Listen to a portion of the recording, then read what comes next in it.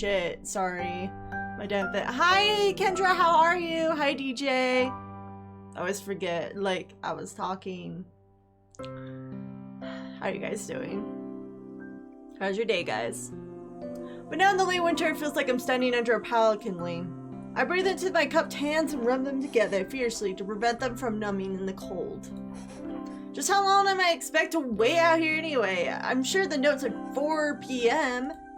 Ah yes, the note slipped between the pages of my math book while I wasn't looking. As far as cliches go, I'm more a fan of letter in the locker, but at least this way it shows a bit of initiative. I'm doing good, DJ. I slept in a little too much. And started a little bit later than I like. Hi, Gotcha, how are you? How's your day? I pondered the meaning of the note. The snowfall gradually thickens. The snowflakes silently fall from the white painted sky are the only signs of time passing in this stagnant world. The slow descent upon the frozen forest makes it seem like time has slowed to a crawl. Oh, I just realized I didn't turn on this. My face should look so much better. Just brighter, I guess. Not really better. I guess before, but when it gets darker, I'll need it. I'm fine, thank you. Woo. Have you played this game, Gotcha? Let's see. The rustling of the dry snow underfoot startles me, interrupting the quiet mood. Someone approaching me from behind. It's 10 p.m. here, so yeah, I started late. Hayaso, you came? The hesitating, barely audible question. However, I recognize the owner of the dainty voice instantly. I feel my heart skip a beat. It's a voice I've listened to 100 times, but never as more than an eavesdropper to our conversation. I try to face this voice, the voice of my dreams. My heart begins to race. Oh, I should probably get rid of my mouse. Iwanako? I got a note telling me to wait here. It was yours? Damn it, I spent all afternoon trying to come up with a good line. That was the result. Pathetic. Yeah, I asked a friend to give you that note. I'm so glad you got it. A shy joy smile that makes me so tense I couldn't move a single muscle even if I tried. Oh, that's not scary at all. My heart is pounding now, as if trying to burst out from my chest and claim this girl for itself. So, here we are, out in the cold.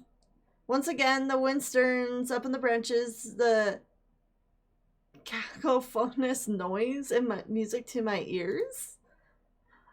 Iwanako flinches ever so softly against the gust of wind. It passes. She rights herself, supported by some new confidence. Her eyes locked with mine, she lazily twirls her long, dark hair around her finger. All the while, anxiously beating, my heart grows louder. My throat is tight. I doubt I could even force out a word even if I tried. You see, I wanted to know if you'd go out with me. I stand there motionless, save for my pounding heart. I wanted to say something in reply, but the vocal cords feel like they've been stretched beyond the breaking point. Hiyaso? I reach up to massage my throat, but only sends spikes of blinding pain along my arms. Hiyaso! My whole body freezes, save for my eyes which shoot open in terror. What the hell is happening? Hiyaso! My beating in my chest suddenly stops. I go weak to the knees. The world around me, the canopy of my bare branches, the dull winter sky, Iwako running towards me. All these fade to black. Oh, that's so sad. Oh, the last things I remember before slipping away, the sounds of Iwanako screaming for help and the incessant clatter of the branches above. Damn. Shit, boy. That's really sad. 4 Leaf Studios presents Katawa Shouju. Shoujo? Shouju? Sorry, I'm gonna mess this up. Damn.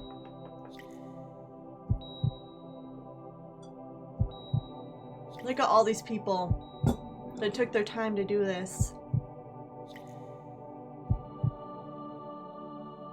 And it's free. I can't believe it. They could have at least, like, maybe, like, sent it to, Steam or something. But that's cool.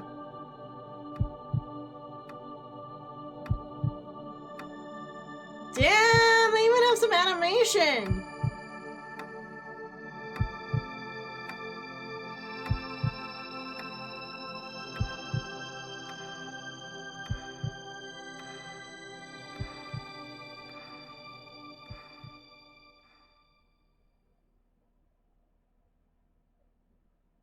It's been 4 months since my heart attack. Dude, how old is he? Did he just really have a weak heart? In the whole time, I can probably count the times I've left this hospital room unsupervised on one hand. 4 months is a pretty long time when you're left alone with your thoughts, so I've had plenty of time to come to terms with my situation. Thema? A strange word, a foreign alien one you don't want to be in the same room with. A rare condition, it causes the heart to act erratically on occasion, beat way too fast, it could be fatal. Apparently, I've had it for a long time. They said it was a miracle that I was able to go so long without anything happening. It's not really a miracle. I guess it was supposed to make me feel better, more appreciative of my life. It really didn't do anything to cheer me up. My parents, I think, were hit harder by the news than I was. They practically had 2 hemorrhages apiece. I had already a full day, but then to digest everything. To them, it was all fresh. They were willing to sell our house in order to pay for a cure. Shit, what the hell? Of course, there isn't a cure. Because of late discovery of this condition, I've had to stay in the hospital to recuperate from the treatments. Shit. When I was first admitted, I felt like as if I was missed. For about a week, my room and ward full of flowers, balloons, and cards. But the visitors soon dwindled, and get-well gifts began trickling down to nothing shortly after. I realized that the only reason I got many cards and flowers is because sending me their sympathy had been turned into a class project. Maybe some people are genuinely concerned, but I doubt it. Even in the beginning, I barely had visitors. By the end of the first month, all my parents came in on a regular basis. Wanko was the last to stop visiting. After 6 weeks, I never saw her again. We never had that much to talk about when she visited anyway. We didn't touch a subject that was between us on that snowy day ever again. The hospital? It's not really a place I would like to live in. The doctors and nurses feel so impersonal and faceless. I guess it's because they're in a hurry when they have a million other patients waiting for them, but it makes me feel uncomfortable. The first month or so, I asked the head cardiologist every time I saw him for a rough estimate when I'm able to leave. Oh, Dutchy boy's here. Boop, boop, boop. He's gonna go in his little bed to hang out with me. Boop, boop, boop, boop, boop. Boop, boop, boop, boop, boop, boop. Get some pets. He gets some pets.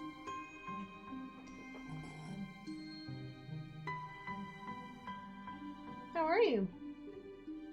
You had to go outside today. Let's see. And when I can leave, he never answered anything in a straightforward way. He told me to wait to see if there's any treatment and surgeries worked. So I idly observed the scar of those surgeries on my left my chest slowly changed its appearance over time, thinking it was some kind of an omen. I still ask the head cardiologist about leaving, but my expectations are low enough now that I'm not disappointed anymore when I don't get a reply. The way it shuffles around and answers shows there's at least some hope. At some point, stop watching TV. I don't know why I just did. Maybe it's the wrong kind of escapism from my situation. Started reading instead. There was a small library at the hospital. I like this library. The hospital. Although it was more like a storeroom of books, I began working my way through it one stack at a time. After consuming them, I would go back for more. I found that I like reading. I think I even became a bit addicted. I started feeling naked without a book in my hands. But I love the stories. That was my life. As like the days become increasingly harder to distinguish from each other, differing only by the book I was reading and the weather outside. It felt like time blurred into some kind of gooey mass. I was trapped inside instead of moving within. A week could go by without me really noticing it. Sometimes I paused in realization that I didn't know what day of the week it was. Other times, all the things surrounded by me would painfully crash into my consciousness. Through a barrier of nonchalance I had to set up for myself. The pages of my book would start to feel sharp, burnt and burning hot, and the heaviness of my chest would become so hard to bear that I had to put the book aside and lay down for a while, looking at the ceiling as if I'm going to cry. But that happened only rarely. I couldn't even cry. Today the doctors came in and gives me a smile. He seems excited, but not very. He's like he's trying to make an effort to be happy on my behalf. My parents are here. It's been a few days since I've seen them, both of them. They're sort of dressed up. It's supposed to be some kind of special occasion. It's not a party. There's a ritual that the head cardiologist has. He takes his time sorting his papers and setting them aside, make a pointless of what he just did. Then he casually sits down on the edge of the bed next to mine, looks at my eyes for a moment. Hello, Hisaso. How are you today? I don't answer him, but I smile back at him. I believe you can go home. Your heart's stronger now, and with some precautions, you should be fine. We have all your medication sorted out. I'll give to your father the prescription. The doctor hands a sheet of paper to my dad, whose expression turns wooden as he reads it quickly. So many. I take it from his hand and look at myself filling up. How am I supposed to react to this? Oh wow, look at this. The absurdly long list of medication staring back at me from the paper seems insurmountable. They all blend together in a sea of letters. This is insane. Side effects, adverse effects, contradiction. I don't even know that word. And doses listed line after line with a cold precision. Konnichiwa! How are you doing? What is this game? It's a visual novel. And I just started, so nothing much has happened except a girl confessed to him and he had a heart attack. And he didn't reply. He's been in the hospital for months. And so he's be able to go home. How are you doing, Drake? I tried reading them, but it's all so futile. I can't understand any of it, attempting to only make me feel sicker. At this rate, for the rest of my life, every day? I'm afraid that's the best we could do at this point. However, the new medications are always being developed, so I won't be surprised to see the list fade over the years. Oh, shirt. Oh, shit? Is it shit or shirt? Shit. Yeah, it's pretty bad. Years? What kind of confidence booster is that? I felt better if he hadn't said anything at all. I see, so I came here at the right time. For real, you did. Like, nothing much has happened. So yeah, he just read the medications. I was checking some stuff on the internet. What were you checking? Jake? Thanks for asking, what about you? I'm doing good. I'm doing really good. Also, I've spoken to your parents. We believe it'd be best if you don't return to your old school. What? Please calm down, Maso. Listen to what the doctor says. Calm down. He says he knew full well I wouldn't like it. Am I going to be homeschooled? Whatever the concern shows, it's ignored. We understand your education is paramount. However, I don't think it's wise for you to be without supervision. New phones? Need one. Yeah! Phones! What phone are you thinking about? Like, what phones are you looking at? That you kind of want. At least we're not sure that your medication is suitable. So I've spoken to your parents about a transfer. There's a school called Yamaku Academy that specializes in dealing with disabled students. Disabled? What am I? The 24-hour nursing staff that's only a few minutes from the highly regarded general hospital. The majority of students live on campus. Think of a boarding school of sorts. It's designed to give students a degree of independence while keeping help nearby. Independence is a school for disabled kids. Don't try to disguise that fact. If it was really free, there would be 24 hours nursing staff, and you wouldn't make a hospital being nearby a selling point. Of course, that's only if you want to go, but your mother and I aren't really able to homeschool you. We went out there to look at a couple of weeks back. I think you'll like it. It looks like I don't really have a choice. Compared to the other heart problems, people with your condition usually tend to live long lives. You need a job one day, a good opportunity to continue your education. This is an opportunity. Don't call it an opportunity. Don't call it a goddamn opportunity! Well, you should be excited at the chance to go back to school. I remember you wanted to return to school. And while it's not the same one, special school, that's an insult. That's why I wanted to say it's a step down. It's not what you think. All the students are pretty active in their own sort of way. It's geared towards students that can still get around and learn. Just need a little help in one way or another. Because of the total change, I want to pick up an iPhone. Been on Android for a very long time. I think it's time for a different ship. Yeah, that's cool. I don't think I'll ever get an iPhone just because all my stuff is like on Google. But like, when I played around with people's iPhones, it seems pretty fun, so. works really well. I'm still pissed that they don't have a headphone jack though. Because I do have Bluetooth like headset, but like I don't know. Like for me they're okay, but I guess you can get the like the pods though, which are pretty, I think are pretty cool though. I think they come with the phones too. I never had an iPhone. That's cool, yeah, time for a change. Life is short, do it. It's geared towards the students.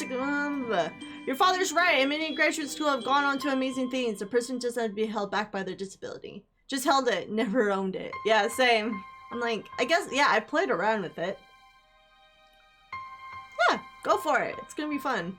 One of my colleagues in another hospital is a graduate. I don't care. A person doesn't get held back by their disability? That's what a disability is. I really hate that something so important was decided for me. But what can I do about me? A normal life is out of the question now. It's funny. I always thought my life was actually kind of boring. And now I miss it. I wanted to protest. I wanted to blame this lack of reaction on shock or fatigue. I could easily yell out something now. Something about I could go back to school anyway. But no. I don't say anything. The fact is that I know it's futile.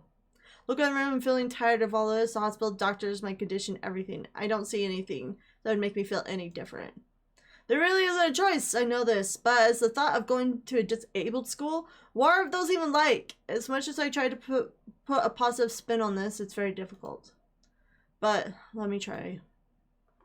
A clean slate isn't a bad thing. That is all I can think of to get me through this. At least I still have something. Even if it's special school, it's something. It's a fresh start. My life isn't over. It would be a mistake to resign myself to thinking that. At the very least, I tried to see what my new life would look like.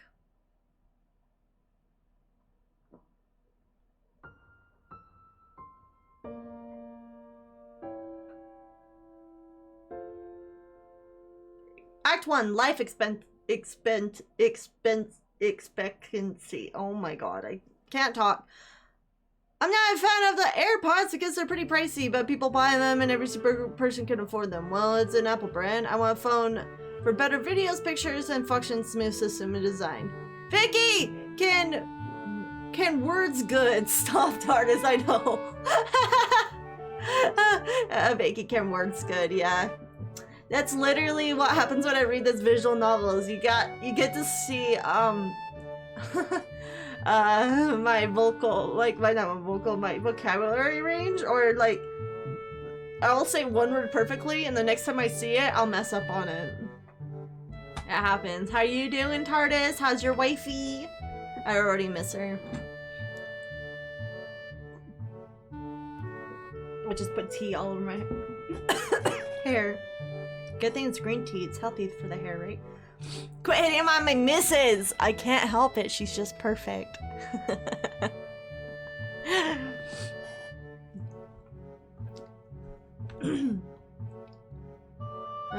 Yeah, you're talking about the phone, the Apple. Yeah, the screen and everything's good. And then yeah, you just can get Bluetooth headphones. What kind of phone do you have? An LG. I have LG phone. I've been liking LGs. I like the double tap and the screen just turns on. Didn't even try to dress it up either. Hi TARDIS, let me have your life. I'm a straightforward kind of person. What do you expect? I'm like, if I'm here to steal your girl, you're gonna know. The gate looked too pompous for what it was. In fact, the gate in general seems to do that, but this one especially so. Red brick, black wrought iron, and gray plaster assembled into the hole that didn't feel welcoming at all. Alright. Hey there. I wonder if it looked like the gate for a school I should look like, but couldn't really decide. Probably no. Of course, I didn't want to go stuck on thinking this gate for too long, so I entered through the brisk pace and felt surprisingly good. Moving forward feels good. So I walked towards the main building in Yamaku Academy. That's how you say it. Yamaku Academy. With this brisk pace, I'm alone as my parents are taking my stuff to the dorms, and there's supposed to be someone waiting for me. The grounds are incredibly lush, filled with green. Doesn't feel like the kind of grounds a school would have. More like a park with a clean walkway, going past trees and smell of fresh cut grass and other park-like things. Words like clean and hygienic pop into my mind. It makes me shudder. Shake them off. Stay open-minded now. It's your new life. You have to take it as it comes. I like the music. Yeah, the music is pretty good in this. Song's like, that's what I've liked so far. That's what I tell myself. View big buildings loom behind the leafy canopies. Too big, too many just for a school. Everything seems off. It's different from what I thought about schools. It's uncanny valley. Even though I was told this is my new school, in the back of my head, it doesn't feel like one. I wonder if this feeling is real or caused by my expectations of a school for disabled. Speaking of that, I don't see anyone else here. It's kind of eerie. Makes me wish there was someone here so I can anchor myself to something tangible instead of having this feeling I stepped into another dimension. So this is a Japanese game, I see. I think so. I think it was made not by Japanese though, but it's Japanese-like.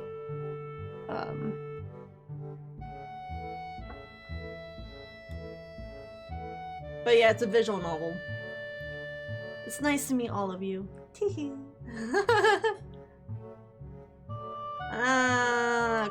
The tree hums in the wind and the green hues flashing around me catch my attention. It makes me think about hospitals again and how they say operating rooms are painted green because green is a calming color. Is that true? I thought they were always white. Katawa Shouju sounds like when I sneeze. Katawa Shouju! Yeah, it kind of does, huh? It kind of does sound like a sneeze. Now, that's gonna be funny. I'm gonna think of that every time I play this now. So I'm feeling anxious despite all the greenery. Only after I stand in front of the haughty main building and surprise myself by realizing that the gate bothered me. It was the last chance I had to turn back, even if I had no life I could return to. But still, after entering, there's absolutely no way I could go back anymore. Feeling nervous with the realization set in my head, I opened the front door. A tall man with bad posture noticed me as I entered. We're the only people in the lobby, so it's only logical. You must be Naki? Nakai.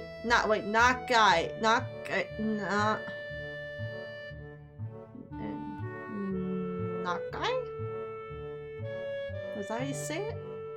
So you are excellent. I'm your homeroom and science teacher. My name is Muto. Oh my god, these Japanese names kill me. Welcome. We exchanged a handshake that's neither firm nor sloppy. He looked at his watch. The head nurse asked for a brief check-in visit, but there's no time for that now. One day I want to make my way to Japan. Same. I really want to go to Japan too. There's so much to see. Oh, should I go later? Yeah, afternoon's probably fine. We should get going and introduce you to the rest of the class. They're waiting already. Waiting for me? I don't like being the center of attention, but I guess it's inevitable in a situation like this. Oh my god, I don't know how people would be able to watch me.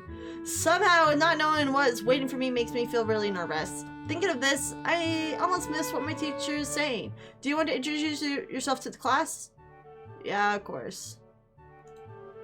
Yeah, sure. I mean, isn't that normal? Yeah, of course, but everyone likes to be the center of attention. I'm probably one of those people, but I guess I should be the one to give the first impression myself. Right, but it's no problem. Let's go then.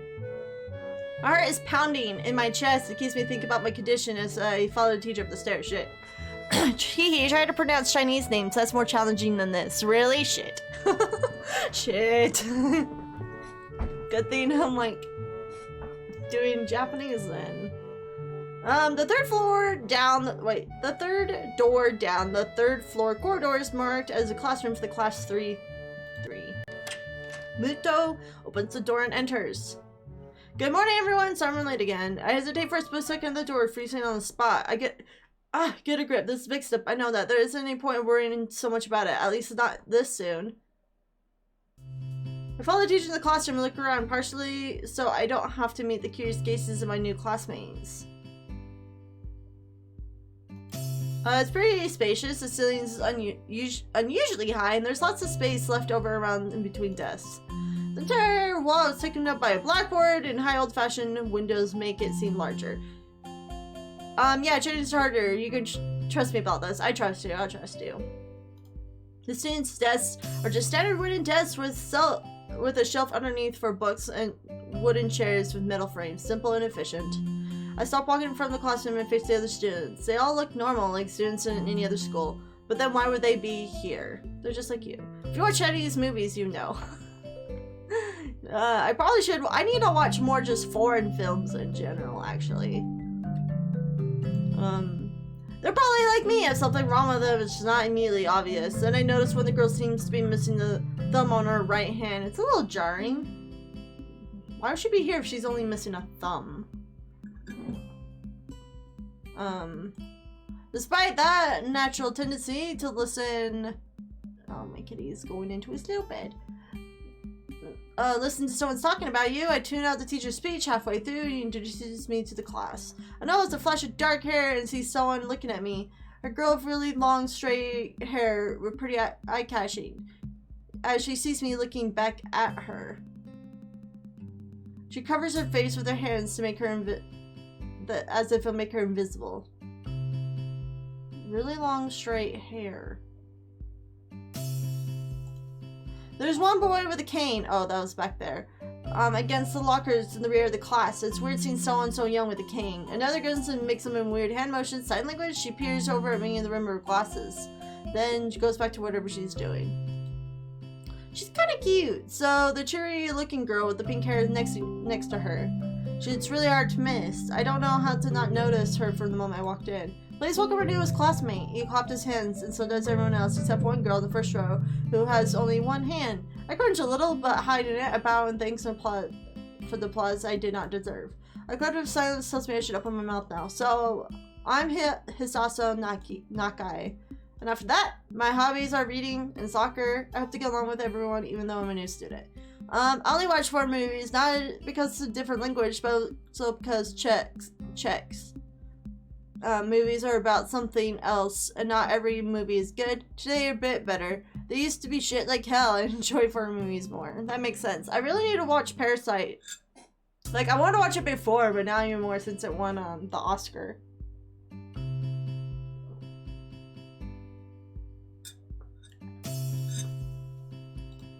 After that, I'm being so bored. Exactly self-introduction ever. I should say something more exciting. I end up saying nothing. Teacher picks up from there. Everyone seems to be satisfied, even the little I said. Though a few girls are whispering to each other, throwing glasses at me. Could've been worse. Yes, tactical knee. Yeah, the knee. My naked knee. What are you drinking? Green tea. That's what I'm drinking. It's pretty yummy. I've been trying to count my calories, and it's actually been working. Like, I was 155 pounds Sunday. I'm 151 pounds today. It's been what, 2 days? I should probably put that, I'll do that later. I have like a little journal thing. So, I'm pretty proud of myself. Good job, me. I listen to the teacher as he drones about getting along while letting my gaze sweep across the classroom. Everyone seems to be listening to him intently. When he's done, they clap their hands again, which feels like a weird thing to do.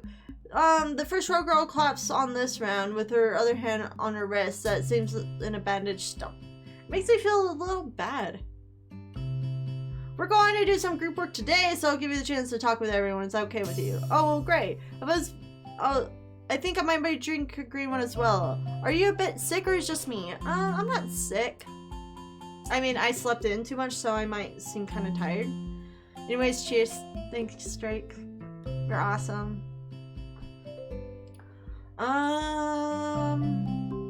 It's okay with you? Yeah, it's fine with me. That's good. You can work with Haka Michi. She's the class representative.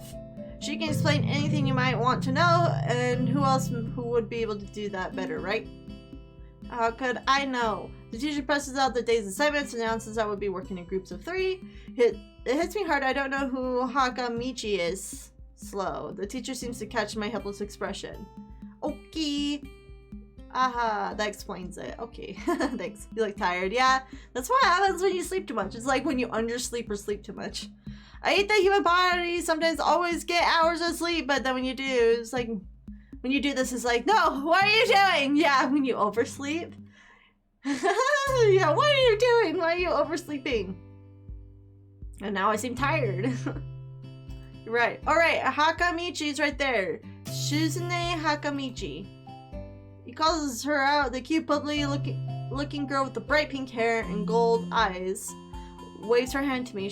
I take a seat next to her by the window. I guess you're Hakamichi, right? It's nice to meet you. Ah! What? I'm off guard by the laughter. It's nice to meet you too, but it's not Hakamichi, it's Misha. This is Hakamichi. Shi-chan? Giggling, Misha points to the girl next to her. The one I saw using the sign language before. It looks like she's been staring at me the whole time. She nods once nonchalantly to show she acknowledges my presence, but only barely. She has short yet careful, neatly brushed hair. A pair of oval-shaped glasses bounce on her tip of her dainty nose. And dark blue eyes seem to alternate every few seconds between analytical and slightly bored. It's nice to meet you! She immediately looks at Misha, who smiles and makes a few quick gestures with her hands. Hakamichi nods and makes a few gestures of her own. I start to wonder if the teacher's messing around with me, like, you'll be able to talk to people, and who better explain things to you. I can see you're a little confused, right? But understand you would think I was Shi-chan. Shi-chan is deaf, so I'm the person who translates things back and forth for her. I'm like her interpreter. She says nice to meet you too. You're the new student, aren't you? Well, Shi-chan, of course he is. If he wasn't, he would have been standing there for no reason, right? He seems like a very interesting person, doesn't he? We knew there was going to be a new student, but we didn't know you would be here today. So soon. Shi-chan, right? Shi-chan? Yep, it fits, does it? Did I say that loud? It's just a surprise. I never liked that nickname. I don't really see how. It fits! You look just like I imagined. Haha! You look just like Kik-chan. Ugh, I wonder why everyone seems to think so. Hakamichi taps her finger on the desk, gets Misa's attention. They gesture back and forth to each other excitedly, their hands a blur. Misha seems a little overwhelmed. Sorry about that. Shi-chan wants you to know she's the class rep. If there's anything you need to know, feel free to ask her. Do you like the school so far? We can show you around a little if you haven't time to walk around. Familiarize yourself with it. Misha stumbles with a hard word a bit, making it stick out in her otherwise fluid translation. Thanks. That would be very helpful. Yeah, I just came straight to class today. She talks mad shit for someone with ice cream cone hair. Right? Right? I'm with ya. She does kind of talk mad shit. She's kind of rude. Like, how am I supposed to know, like, who is who? But okay. Ha ha ha! That's no good. You should always try to learn as much as you can on where you're going before you go there. Not just school either. Rude. Always. Even if it's a trip to the convenience store. Really, Chi-chan. Ha ha! Learn about where you're going. I guess I didn't bother to do that. I just didn't care enough to do so. Shut up, chick. I didn't look forward to this, even if I committed myself to go along with it. Half-assed, but anyway. I don't say anything, and Misha signs something and ends in a shrug. What was that? It seems like it was about me. I feel like something over my sleep. Both of them are smiling, but that shrug hit me unexpectedly deep. You look down. Are you okay? Yeah, I'm just not including your fucking conversation, bitches. Don't take it the wrong way, please. I hate when people are afraid to ask questions. That's how people learn things, by asking. Asking for help is perfectly normal as much as needing help. Stop looking like you just failed a test. You look down. That's a dude who's just roasted for 20 minutes. I know! I fucking know! What the fuck is wrong with them? This chick is like rude. And then they keep like, and they know he's new. And so they just sign, you know, talk amongst themselves. You know, not including him.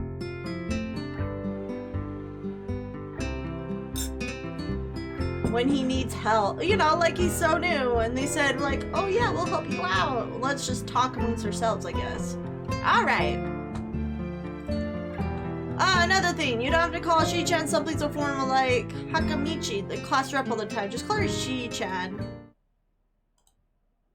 Aha! Okay, maybe it's too casual. Maybe shoes in there would be more appropriate. Yep, shoes in it is fine. Heh, okay, that would be a lot easier for me. I feel a lot more at ease. Both of them seem so friendly. I feel like an idiot for being so apprehensive earlier. What the hell? It's fine to be apprehensive. They were kind of rude. Especially with Shizune, who assumed would be all business. Well, she seems like that, just less so, I guess. Huh? Oh right, we haven't touched the assignment. We should start work now. Or Shi-chan would get mad. The assignment is kind of long, so we should start now if we want to finish it before the end of class. Wah! That too. I know. Oh, she has a really cute frowny face, like meh. She's in the glass of the two of us impatiently. I don't need to know sign language to understand that. Okay, I get the message.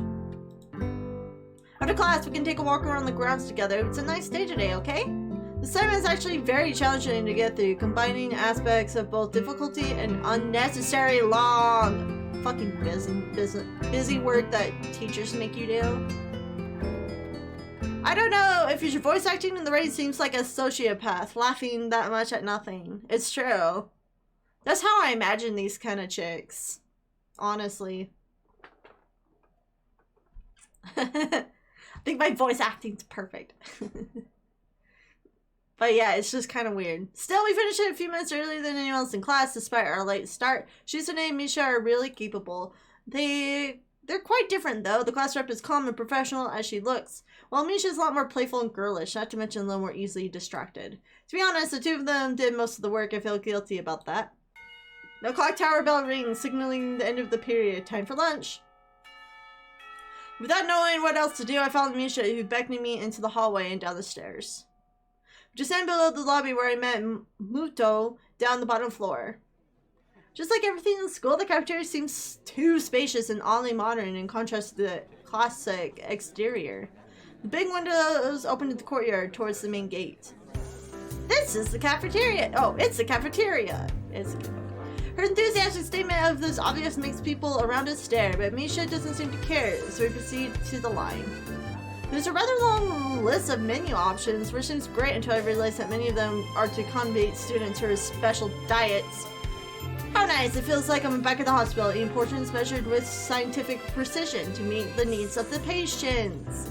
I pick something random and follow Shizune to the table sitting opposite of her. I nibble indifferently at the food. I'd rather not eat. Misha pokes me in the side to get my attention and points to his shoes in it. I don't understand science, so the point escapes me. Maybe I'm looking at the person who talks to you. It's proper and polite. Do you want to know something? What? About anything. We're your guys, so you asked if there is something. Dude, I don't know. How do you know what to ask? Order Misha a delicious bowl of shut the fuck up for a start, right? Right? Shut the fuck up. Or I love this, like, ask us questions. It's like, dude, just tell me about the school. I don't know. Like, I would literally be like, I don't know what to ask you. You know? I wonder. Ask about the library. I think I got. We could ask about the library. Oh yeah, is there a library in the school? Lately I've gotten to reading a lot, so I like to check it out. Misha gives the kind of frown that makes it clear she doesn't consider reading a healthy hobby, but picks up her smile again. There is! It's on the second floor. We can show it to you sometime. Thanks. I return to my food while the girls talk between themselves. Rude. Misha and Shizune stand back and forth very animatedly, throwing sideways glances at me, but Misha refrains from translation. Rude! What the hell? That's like the most rudest thing that, like, you can tell they're talking about you, like, after a while, and then it's just like, I'm not gonna translate that though. Maybe they're talking about secret girl stuff or something. Secret girl stuff, great. I quickly notice the conversation inside, not enough to fill a silence. We arrived in the classroom early, but we're not the first. The girl, dark-haired girl I noticed before slumped over her desk in the last row. She jumps a little when Misha crashes into the room with her elegance of a rhino. She shrieks deeper in her seat. I can feel her tension all the way here, as if she was slowly turning to stone from her presence. Misha and Shizune don't notice or don't mind, as they walk directly past her to their seats, begin to converse. should probably talk to her. I left wandering about here. When the classroom slowly fills with other students, and finally the teacher. Getting to rhythm in school feels strange, as if my brain remembers how this is done and my body doesn't. Towards the end of the class, I start yawning and counting the minutes left. I shouldn't be this tired on my first day of school. Whatever. I'm usually tired like on the first week because I'm not used to it. Maybe it's a long time spent in the hospital that made me like this, so I'm even feeling physically weak and lifeless. I mean, that can happen. Before long, the final bell rings. School is finally over for the day. Beside me, Misha and Shuz and I are having a short conversation. After a bit of deliberation, Misha turns to me. Unfortunately, we can't stay to show you around today, Jan. We gotta hurry already since there's a lot of work for us to do. You'll find your way around here, I'm sure of it. You guys are... Wow, okay. Wait, the teacher said I have to see the nurse. Where do I have to go?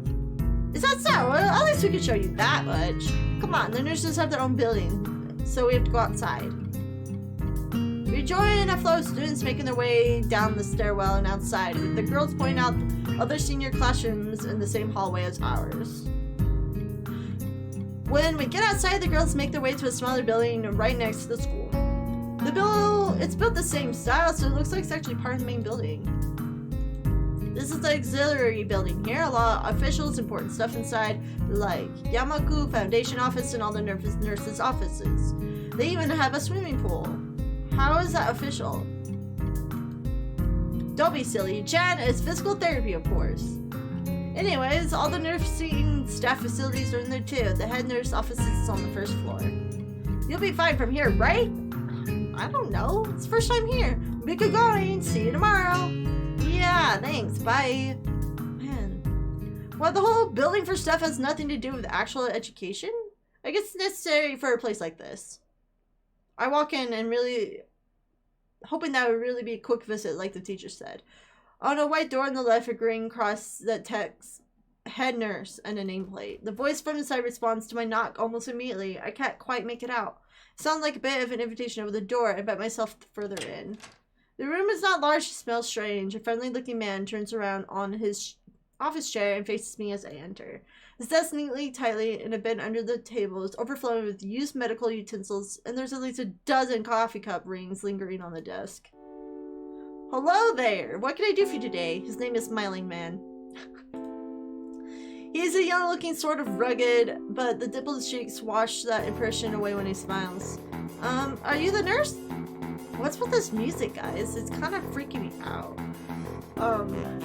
He smiles like a person who heard the same question 100 times. Yes, yeah, it says so on the door, no? You can call me by my name or just the nurse like everyone else. Of course, I shake off my confusion and realize I probably should grab his extended hand. His handshake is fairly firm and friendly. Right, I'm the new student and my homeroom teacher told me to meet you. My name is Hisasa Nakai. His eyes light up with revelation and he snaps his fingers. Oh, you're that guy. I was reading your file this morning. Some kind of chronic arrhythmia related to congenital heart muscle deficiency, right? Blind playthrough feels good, man. Feels good. How are you, House? Yeah, I'm this far in. I don't know anything about this. He gestures to me and sits down in a vacant armchair in front of his desk. Ah, yes. Good. Well, you oh, how you doing, House? Did I say that? Good. You've probably been briefed about the school enough, so I'll just go over this quickly. We have all kinds of facilities available, mostly physical therapy and such, but with someone from your stuff around even at night, so never hesitate to call us if there's a problem. The famous 24 hours nursing staff. Wow, this is like a hospital. Well, not exactly, for instance, we don't do brain surgery here. The joke feels out of place, that I'm left thinking why you even said it. Yeah, it's just that really weird, so many medical people at school. You'll get used to it. I'm not sure of that myself, but I don't let the nurse know of it. Now, let me find your file again. He searches for something from his computer, he shuffles stacks of papers around, and let my gaze wander around the room. It's like, this music is kind of weird, not too bad. Oh, that's good, that's good. And weird jazzy music. It's a epitome, oh my gosh, it's, I can't think of the word, of generic, I like to say. Beige walls from the ceiling, dark gray laminated floor, all the equipment you expect from school nurse offices, even the ridiculous educational posters hanging from the all 4 walls, remind me to eat properly 3 times a day from all food groups. Smiling nurse draws a thick file from the stack of similarly thick files and opens it. So, you already had medication for the erythema. Just remember to take your pills every morning, evening. It won't be help much. Apart from that, do you do any sports? Rash stuff like, I don't know, boxing? He grins at his joke, but I don't. Well, I played soccer occasionally with some of my classmates. Alright, I'm afraid I'm gonna recommend you from refraining from doing that, at least for the time being. Oh. My lack of reaction makes him raise an eyebrow. But really, I'm not too bothered by him forbidding me not to kick a ball around. I guess I never did it without burning passion for the sport. Just had something to do. Any kind of concussion might be dangerous for your heart. Risking another attack is not a good idea. That was the previously caused sudden concussion for the chest area. There's no mention what caused in your papers.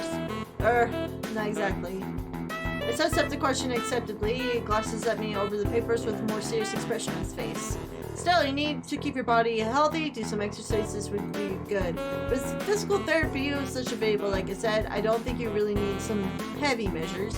Just get some light exercise regularly. For squats or even light jogging, jumping rope. I thought jumping rope is pretty intensive, like soccer. At least when I jump rope. Sort of thing. Swimming, maybe? There's a pool here. So I was told. You were very good. At any rate, I'm sure you've been told this before. You need to take care not to overexert yourself. He wags his finger to emphasize the point. No need really. I've heard this 1,000 times already. I just realized the music is like super loud. But let me know if it starts to bother you. Okay. He goes over my paper one more time and sets them on the desk, obviously content. Good, that's it. Come meet me if you ever need something. I'm ushered out before I realize, hey, quick visit indeed. I end up standing in front of the main building, the auxiliary building, although to my eyes it still looks one and the same. At first real look, I get the other students. I watch people coming out of the school, going towards the gate or the dorms. Everyone seems to know where they are going. I still keep thinking that most of them don't look too special for being students at a special school, but then again, neither do I. Does that mean I'm one of them? One of us? Should I go somewhere too to prevent me from getting lost? It's around dinner time, but I feel tired instead of hungry. The weirdness only grows as I trudge towards the dorm set apart from the main building complex. The garden of sorts between the school and dorm, shrubbery, flowers, and the overbearing smell of fresh cut grass fills the atmosphere. It dawns on my tired mind that the smell feels novel because I haven't been outside at all for so long. The dorm building is big and made of red brick like the others. It feels way too pompous for what it is. I push forward, going inside. It takes more than necessary to fish out the keys I was given from my pocket. Room 119. Despite the ordinary exterior, the inside the dorm is fairly new, functional, and boring. It looks like the main building. The halls and doors are wide and accommodate wheelchairs. Same goes for the elevators and end of hallways. I poke my head around the corner of the common room door. Inside, a few students are watching the television. One nods and gives a quick hello before returning back to the TV. Seems like only girls around here are sociable. I suppose that's perfectly fine with me. I climb the stairs to the upper floor. Here, a small corridor branches off from the main hallway. Each of those minor halls seem to have a toilet and a shower as well as 4 rooms. About halfway down the hall, I spy a room of 119. The nameplate in the room adjacent to mine are blank. I guess there's 2 of us here. Light shines below the dorm. Wait, the door of the room 117. I knock lightly.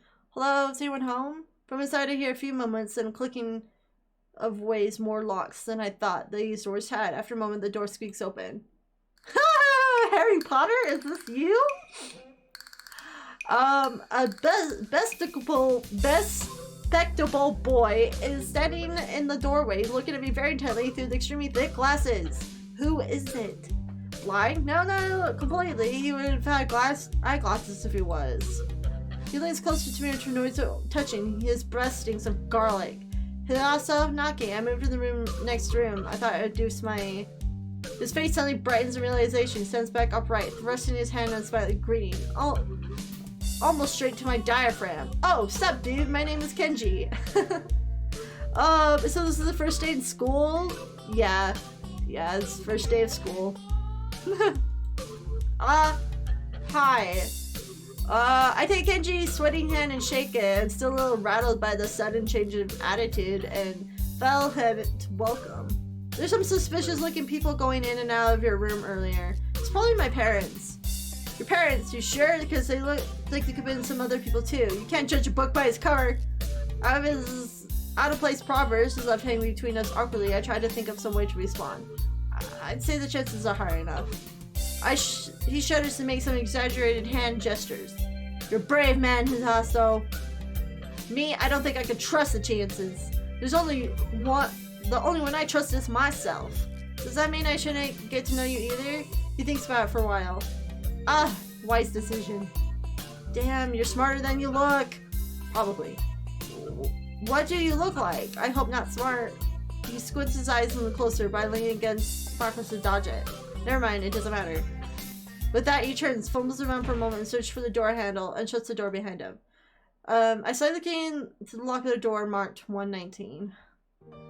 The bleak beige was white lit in desk made of some type of light wood, ugly curtains. It's no one's room, impersonal like my hospital room was. My bags are sitting in the foot of the bed, looking a lot emptier than they did this morning. The closet sitting open, stocked with my clothes. Also, it seems like there are a number of school uniforms hanging there as well. A note is pinned to my sleeve of one of the shirts. Hi, Jen! We've unpacked your things, made your bed. They said if these don't fit, then you should go to the office tomorrow. If you have any problems, you can always call us. Love, Mom and Dad. Well, at least I don't have to worry about unpacking. I kind of hope I would have. Then there would be something to do. Still too early. I put the note down on the desktop and lay down on the bed, feeling drained. Lying there makes me want to read something, but I have nothing with me. I wonder if the hospital conditioned me for wanting to read whenever I had nothing to do. The restless urge keeps growing until I have to stand up. Maybe it's stress or something. I'm pretty nervous about coming an entire day today too. I still am, I think. Damn, I have to distract myself somehow. I don't have to be unnatural all the time. Tomorrow I'll go borrow some books from the library. Yeah, I'll do that. But for now, bottles of medication neatly arranged on my night table catch my eye. I pick up one and shake it, hear the contents right on side, and read the glued-on pharmacy label. Hisaso Naki, 2 tablets daily to stay alive. It doesn't really say that, but it could just as well. Let's see. It's kind of twisted having a life dependent on chemicals like this. I resent it a little, but what choice do I have?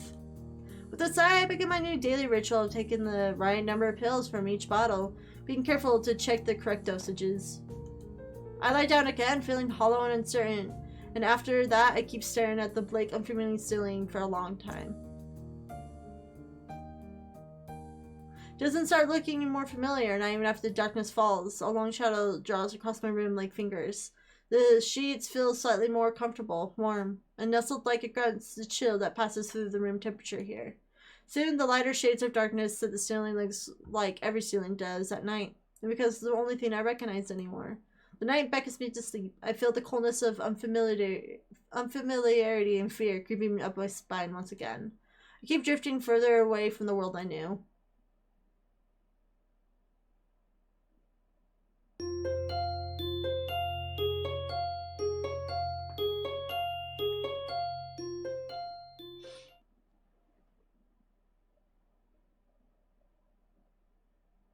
I wake up in a strange room. Solemn morning light shimmers against the light gray ceiling. I've forgotten to draw the curtains closed last night. This is my room, isn't it? My room. This is the 3rd room this year. I'm surprised to call it mine. Various things around here remind me that indeed it's me who's supposed to be the one living here. My bag's on the floor and my new school books on the desk. The numerous medications on the night table. I stare at the bottles for a moment, deliberating until I open a bottom, shake the pill out, and pop it out of the tablet from the foil sheet. I downed it with a chaser of water without thinking about the chemistry. My uniforms are in the closet. I slink out from under the sheets and stretch my back before dressing up. Putting the new school uniform feels like dressing in someone else's clothes. The artificial smell of the generic detergent invades my nose, but feeling of fresh clothes against my back is a good one. A natural one. Feels like a school uniform as it should. It's not much different from what I used to wear before. That goes for Vicky in school uniform. Dude, I have a anime school uniform. I mean, not generic one, it's one from, what is it? Vampire Knight. It'd be, like... Have I worn it? I don't think I've worn it on stream. Like, ever. I should get an anime school outfit when I play these stuff, because it's always with, like, a boy or girl. That goes for other things too. So far, this place seems more or less like a normal school.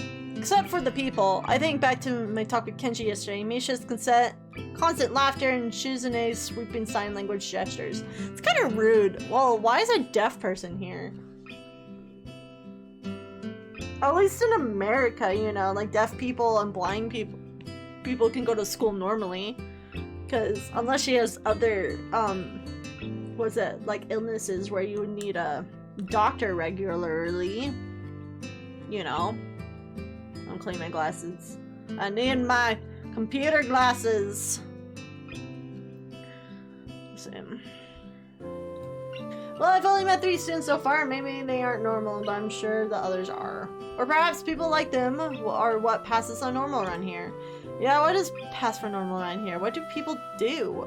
I didn't see a lot of kids hanging around after classes yesterday, so maybe there's clubs. If so, I wonder if I should join one. All their class questions remains in my mind. I decided to ask Shizune about it when we split into groups. After all, she did say if I had anything I want to know, I should ask her. She crosses her arms, shifts her gaze to Misha, who looks more preoccupied with trying to grind the eraser off her pencil down so on the top is perfect and evenly flat. Aha! Sorry, Shi-chan. Something you want from me? Oh, I see. That's a good question, Yi-chan. The first thought is that means she doesn't know, which is worrying. Maybe I'm being too negative. Well, anyway, Misha, please don't prove me right. Oh, that's right. Everyone is encouraged to join a club. A lot of people do so because there really isn't anything else to do. So there's school events like festivals coming up in a few days. Almost every student in the school tends to help out with it, doing whatsoever. So, you're actually transferred in a busy time. Maybe you can help out too. Sure. What's the festival about? Misha freezes. I don't know, Hee-chan. The truth is, it's a local event. I'm not from this area, so... She starts sighing desperately to Shizune, asking her to bail her out. Shizune adjusts her glasses at the end of an oddly grandiose flourish and starts signing hard and heavy. Oh. Who cares?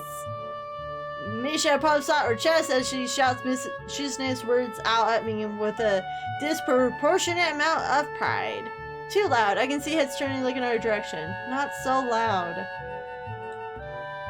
Human beings evolve with each new generation. The ideas and beliefs behind the festival inevitably change with time.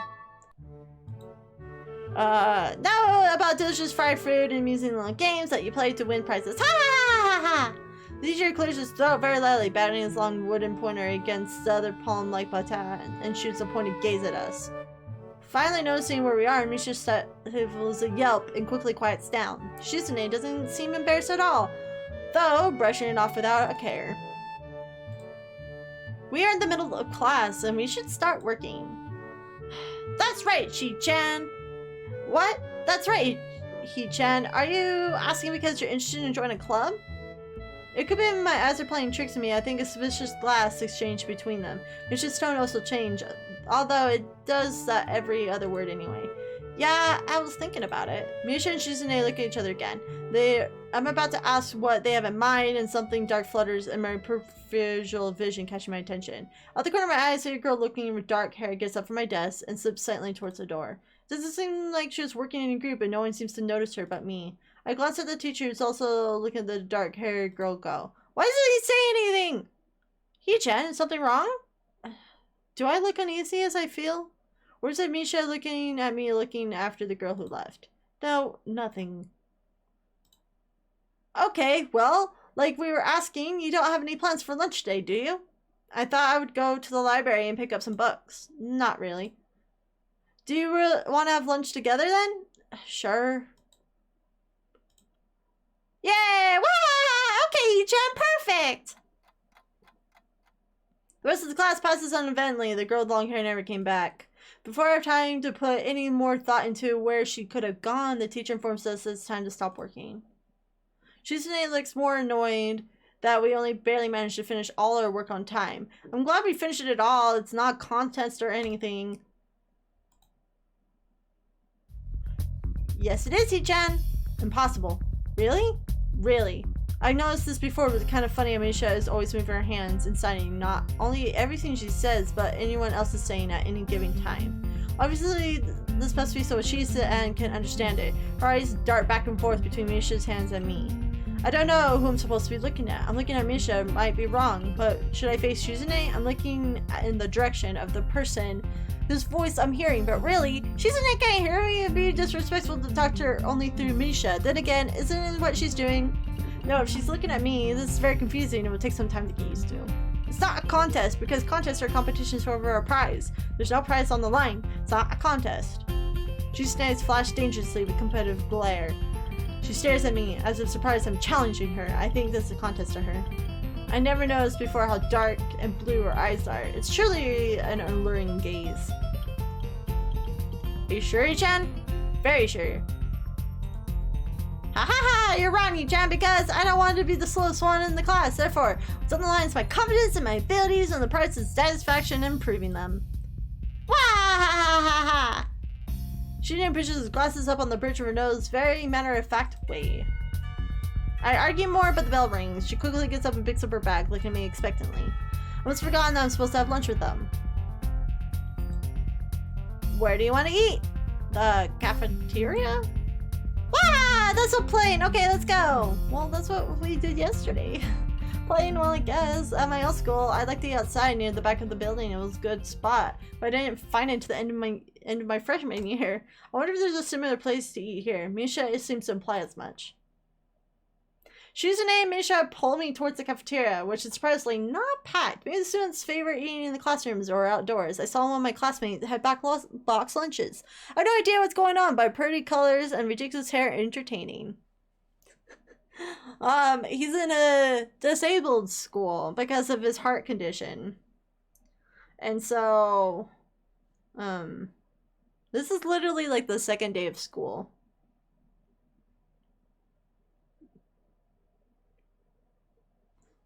I don't know. Nothing much has happened since. Like, he has a heart condition. I don't know why the deaf chick is here. Because you would think it would be more sicker kids that need, medical treatment. Well, I guess it's for disabled kids anyway, so maybe they just feel more at home here. Who knows? After we finish eating, Misha picks up where we left off earlier. So, Hee-chan, you want to know about clubs and stuff, right? Right, Chi-chan. Okay, I guess it makes sense to ask first. Exchanging little nods out of confirmation, they turn to face me again, and Misha straightens her posture as she's gonna deliver a speech. Hee-chan, do you have anything you're really interested in? I used to play soccer, but I'm not really into it. I don't follow the team of players or anything like that. As of late, I just read a lot. There's a book club, right, Chi-chan? Right, but it seems like they have the members they can possibly have right now. Sorry, Hee-chan, it's a really popular club. Ah, okay, to the point. Hee-chan, does that mean you don't have anything already in mind? Not really. Good, great, that's great, Hee-chan, really great. Ha ha, wah! Why is it so great? No reason. Well, Hee-chan, other class are coming festivals. There's one other thing. Student council. I see. I didn't know the school had a student council. That was very melodramatic setup, though. Just to tell me that.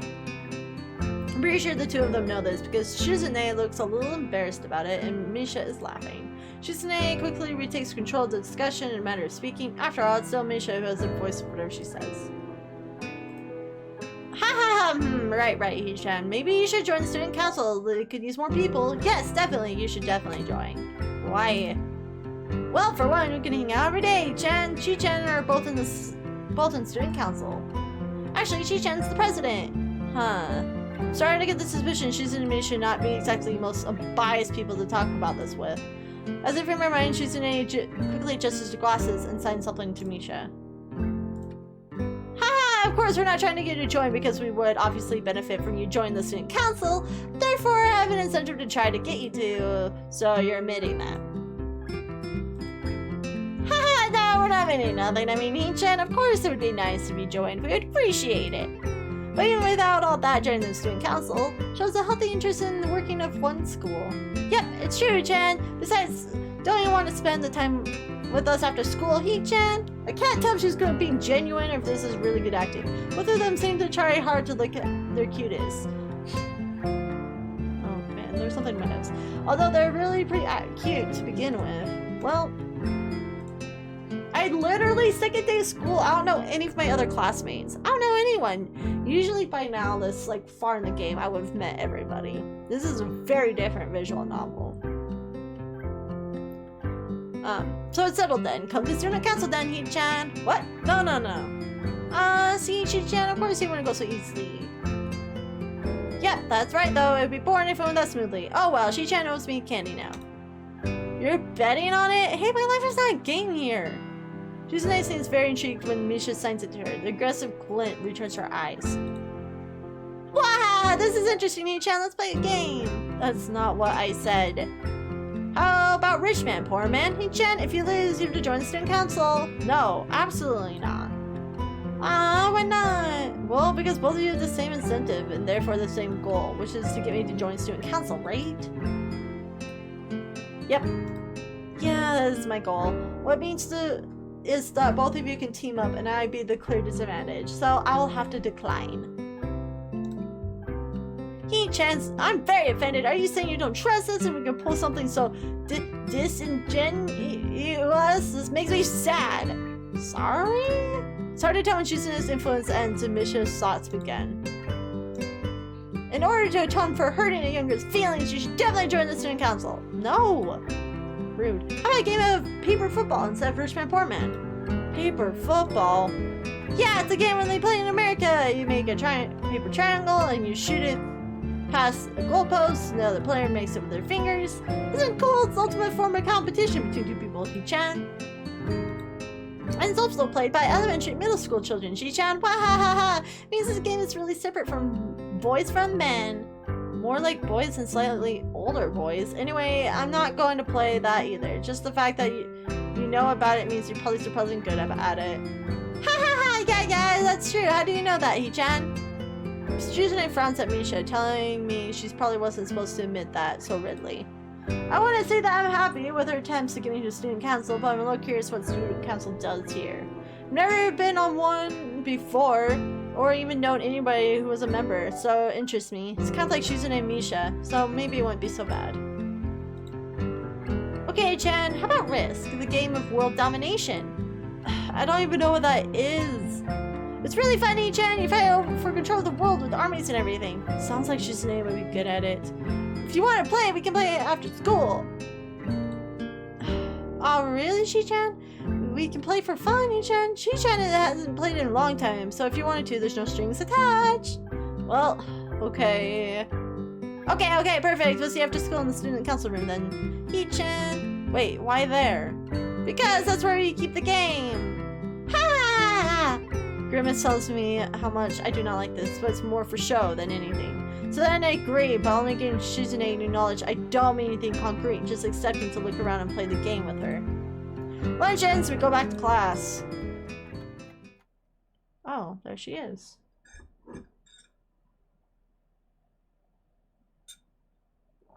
During afternoon class, the long-haired girl comes back and sits down in her seat without a word. Again, no one seems to notice, or if they do, no one says anything. I want to ask Misha about it, but I don't want to be nosy. After school, Shizune and Misha quickly find me in the first floor lobby and latch onto me, covering each flank in case I try to escape. I feel a little offended, but I've been considering, nevertheless, a bit disturbed that enough people have made a break for it in the past that they're on their guard. What's with the escort? This doesn't make me feel comfortable. In fact, it makes me feel like a dangerous prisoner being transported to his cell. What's wrong, Hee-chan? That's right. We're just gonna play a game of Risk, remember? I don't know, Misha. All this a little sinister to me. I start to think when we sit down and play the game, they'll tie me and torture me until I join the student council. Probably.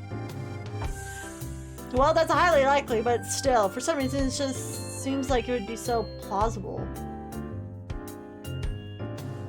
Getting to the student council room is simple as turning 2 corners from where we started.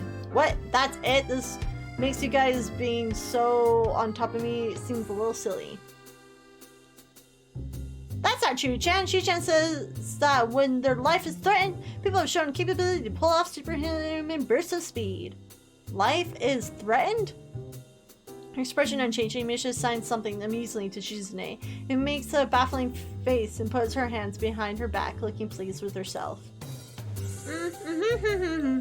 Misha's feigns deafness and hums cheerfully. Stop that! I know you heard me. You have to no excuse unlike Shizune. Shizune opens the door of the student council room. Very plain, sparsely decorated room. Although it's quite large, maybe a little larger than a classroom. There's a big table in the center surrounded by chairs and smaller desks per minute. Oh my god, I'm sorry, I can't. Places in the back, and I assume it's Shizune's. There are a few regular desks and chairs stacked onto one side. Wait, stacked to one side as well. Extras, perhaps? Aside from the tables and chairs, this room doesn't have much to offer. Just a couple of filing cabinets, bookshelves stacked with old school records and documents. Not too much else. In fact, nothing else. This is a pretty bleak room that could at least put a potted plant in here or something. But most noticeable thing in the room doesn't have is other people. Are we here early? No. What do you mean no? Does it mean no one else is coming today? Yeah, that's right. Before I managed to ask why that's the case, Shizune claps her hands together very energetically. This is actually really cozy. This room that's kind of bleak with nothing. I guess kind of. All you need to put is like a sofa in there. I mean, for a student classroom. Vicky Reed should be a thing. This is pretty much Vicky Reed's.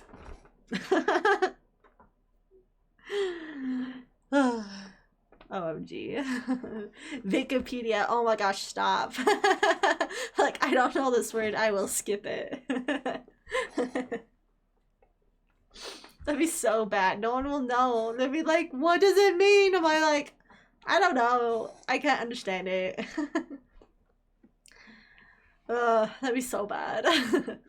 Hee-chan, let's play Risk, as you promised, didn't you? You have to. Ha ha ha!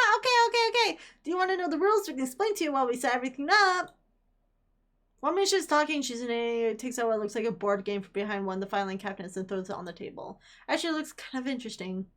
After Misha spends too long for running through basics with a somewhat vague and confusing tutorial, Shizune cuts and declares the game as it started a decisive motion, slicing her arm through the air.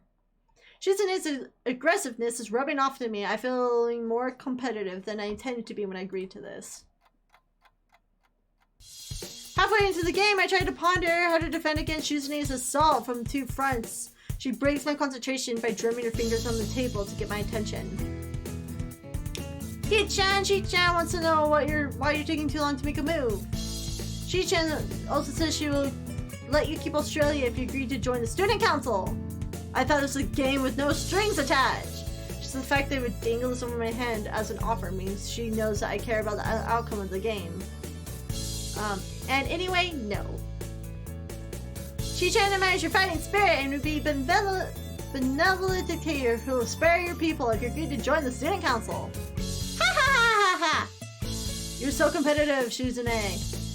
She seems to take this as a compliment. I would expect the student council president to be a little more magnanimous. I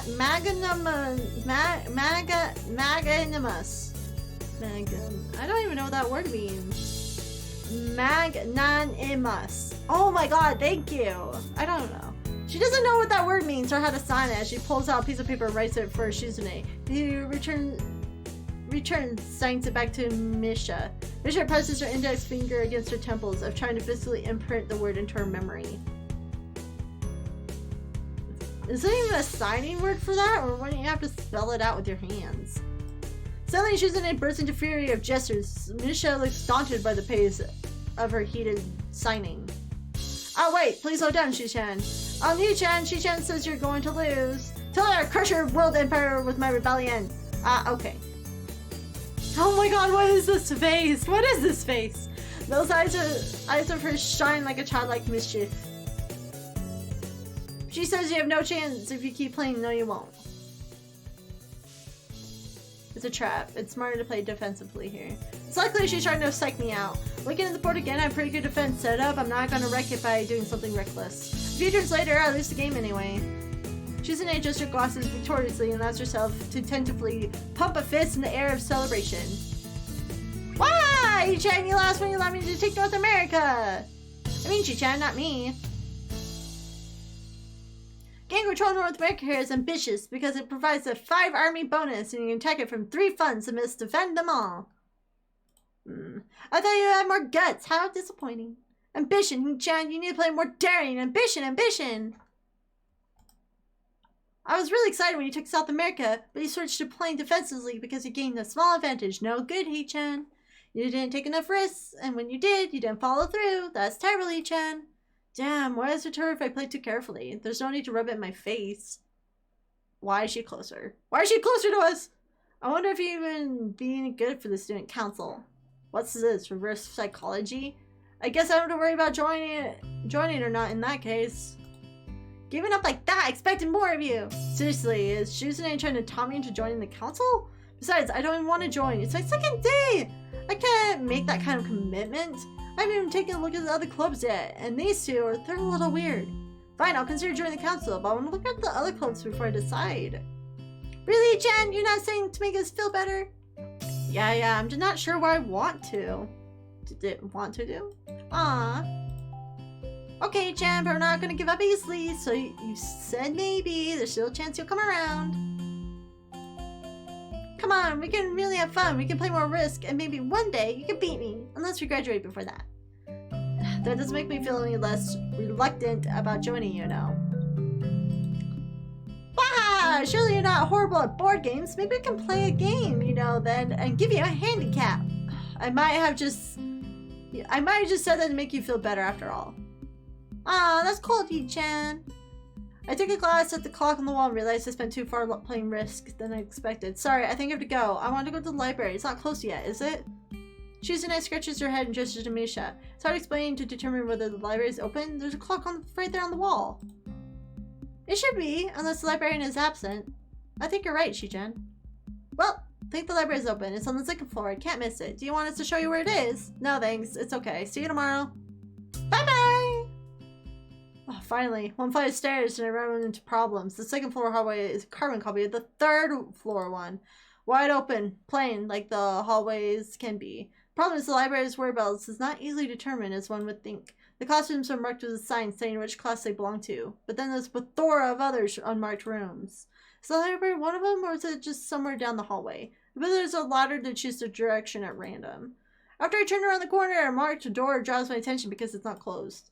It's not open either, though. It's just barely ajar to see the opening of nothing else. It would make sense for a library door to be invitingly open, while this one is not quite that. It's good enough. At the very least, if someone is inside, I ask for directions, no matter how embarrassing that is. Gingerly push this under the door with my fingertips, every muscle in my arm ready to pull back at the moment's notice. The feeling of being an outsider in a school can't be shaken from my mind. So much I instinctively fear doing something wrong by entering. The door creaks and groaning from deep sleep, though it's much easier to open than I anticipated. Leaning over and poking my head further inside, and get inside the room fast as possible, and the make hello on my lips quickly snatched away.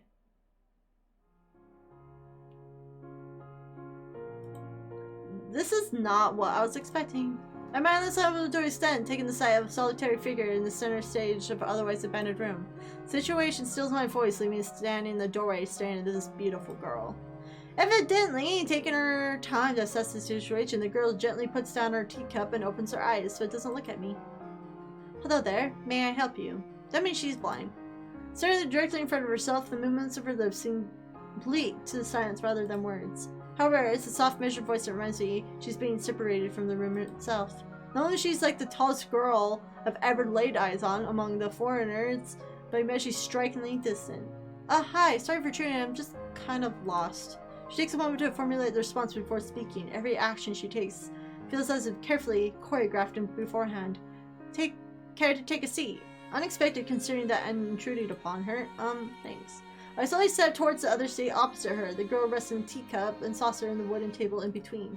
The way she doesn't track my movements with the head is telling that. The slightest cloudiness in her eyes, she must be partially blind, like Kenji. Come to think of her voice doesn't have any detectable accent either. I guess she must be half Japanese. As I take my seat, her composure takes me slightly off guard. Her air of relaxed confidence makes the silence entirely comfortable.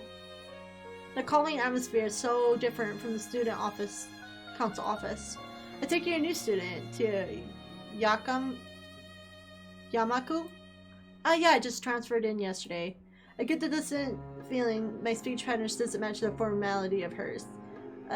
Accentuated? I don't know. My eyes restrained about a greeting. One which hastened to match before realizing the futility of the action. I'm Lily Sato. Pleased to meet you. Hisao Naki. She gives a nod before gesturing thoroughly in the direction of her teacup. Would you care for a drink? Sure. As much as it pains me, I can't keep step with her formality and proceedings. She gives me a kind nod, taking the request in stride. Without another word, she steps off her chair and proceeds a second cup of tea from a collection of supplies laid out along the shelf. A brush here, a brush there. Her left hand often lightly touching the side of whichever container she was pouring into. It seems to be a process she followed dozens of times before.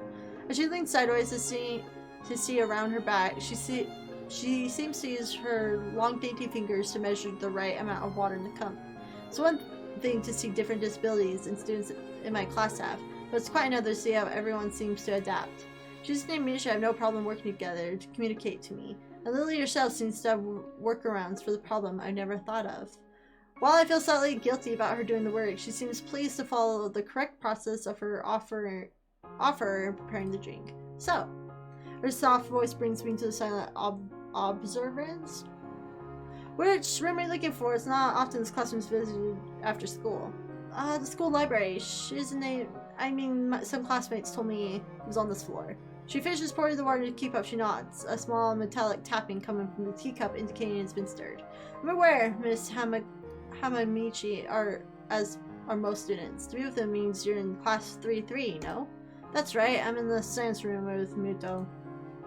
She gives me a small giggle before setting down the teaspoon, slowly walking towards the table, teacup, saucer in hand. Oh man, another bot.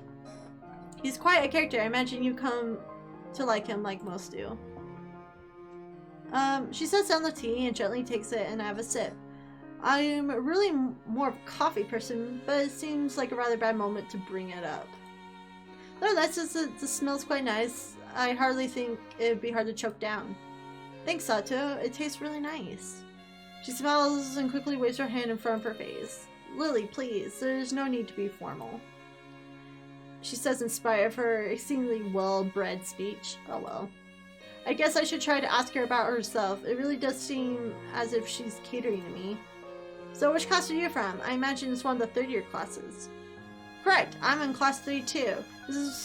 Which is on the 3rd floor, same as yours. It's taught by Miyagi? And specifically for both blind and partially blind students. I see. Sorry. I feel slapping myself for a fox pass look in her face, though she doesn't seem to least bit put off by it. There's no need to change your speed on my end account. Sure, sorry, I guess I'm really showing my newness here. An environment like this would be a big change, so I can't fault you for it. While the same can't be said for everyone, many have come to terms with their conditions. The category of which include hers, it seems. All too ready to jump ship from this particular topic I siege into another. Do you come here and drink tea often? It's a real nice place. Oops. Thinking of it, this might be your version of the place behind the school that I like to have lunch at. I come here fairly often during lunch times. My duties as a class representative don't leave enough for the official club, so a friend and I use this room for having tea. Hi Moose! How are you? I'm playing the game!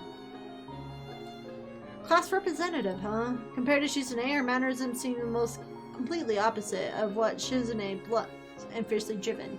Lily seems relaxed, calm, and almost aloof. How you doing, Moose? What's up? Come to think of it, she might be useful for a less biased view of the school clubs. What kind of clubs are there to join? The more popular ones are track and field clubs, which uses the field near the school during lunchtimes. The baseball club, the book club is near the library. There are numerous small ones too, though, such as the art and music clubs. At the time when I just wanted to get on my feet, rushing into a club right away seems slightly unappealing. I wonder if the school shares the same rules as my old one. Is it compulsory to join a club? It isn't, though it is encouraged. Ah, good, that's a relief.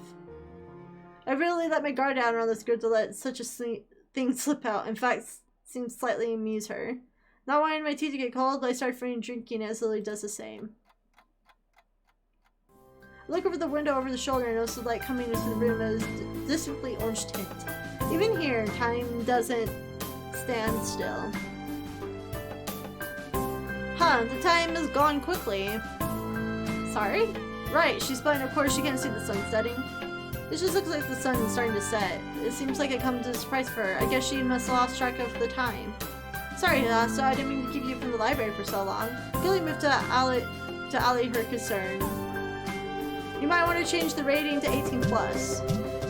Oh yeah, that is a thing on Mixer. I'll probably turn down the audio when I'm at it.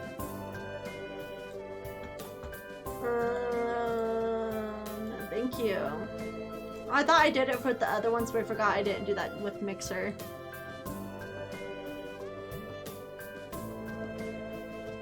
Oh no, it's okay. The library's still open, isn't it? She paused to take some moments to think about it. It's probably something I should have asked Shizune when I had the chance, but Lily seems to know in any case. True, it's open to 6:30 during weekdays. I glanced at my watch, confirms I still have well enough time to get there. I might get going in that case. It's been nice talking to you, Lily. She smiles and gives me a deep nod, her hands still neatly folded on the table in front of her. It was my pleasure. Oh, come to think of it, shall I show you where the library is? I can't probably ask for more help. I should be able to find it, alright. Well, unless my navigational skills fail me. Which they seem to have a habit of doing. It's alright. I'm going to be talking to the librarian there in any case. I should introduce you. This gets better and better. It's pretty hard to deny her offer. If you're sure, that'd be great. Thanks. She stands up to follow me and she takes hold of a straight retractable cane that's been slipping in the handle of her bag on the floor. Compared to the cane the boy in my class had, Lily looks much more thinner and longer. This must be for support, whereas Lily is for navigation. Together we leave the peaceful room and enter the hallway on the way to the library. Side by side, my pace carefully slowed to match hers, so we slowly walk through the hallway. It doesn't take long for us to arrive to the door with the warm-looking room, apparently situated in the center of the floor rather than either a wing. Ladies first. She gives an appreciative smile and gesture, taking the lead as we file in. To the left, there's a wooden library counter, with library proper being on the right. It easily dwarfs my school's library, with the distinct smell of old books giving the place almost old world air. There doesn't seem to be a lot of students here, considering the time. It isn't a big surprise. Everyone's probably either in school grounds or the dorms. Yuko, are you here? She says in the thin air. Since the librarian doesn't seem to be present, of course, Lily can't see this. What's inspected is what draws a reaction. Something from underneath the counter thuds against it, followed by a quiet wail. Ah! The origin, apparently the librarian, quickly crawls and bounces up to extremely rigid attention. Hi, Lily. How can I help you? The voice is strange, failing to attempt to sound casual as she rubbing her back of her head. Good afternoon. What happened just now? I heard a strange sound. It's nothing. I just hit my head.